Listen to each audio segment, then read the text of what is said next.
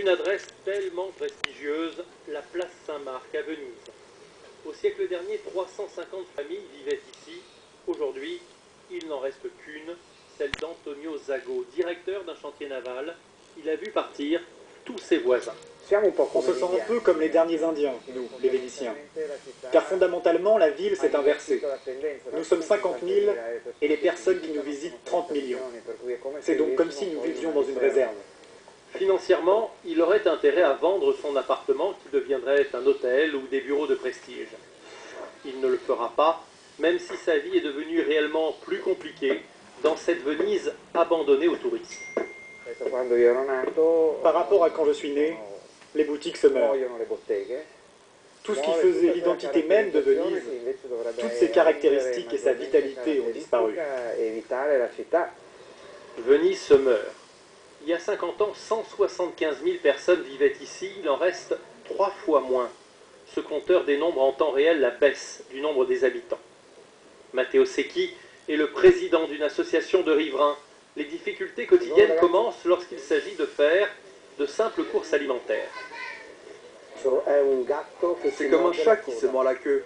Qui dit moins d'habitants, dit moins de services, et en même temps, moins de services, donc moins d'habitants. C'est un cercle vicieux. Les commerces de bouche ont disparu, remplacés par des centaines de boutiques de babioles fabriquées en Chine. Le loyer d'un commerce au rez-de-chaussée est le double de celui observé à Paris.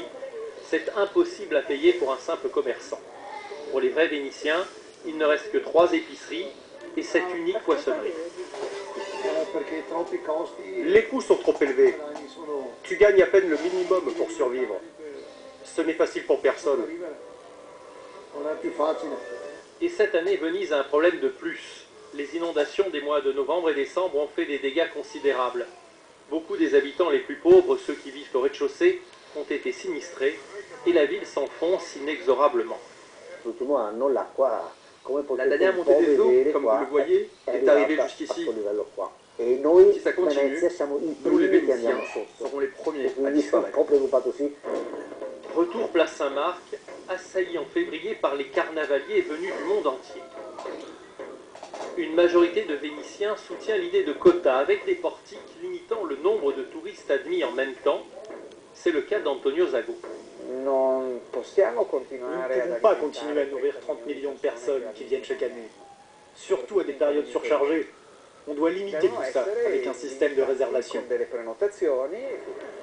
Ce projet existe, mais il est sans cesse repoussé, car Venise ne vit plus que du tourisme, à la fois son unique atout et son poison mortel.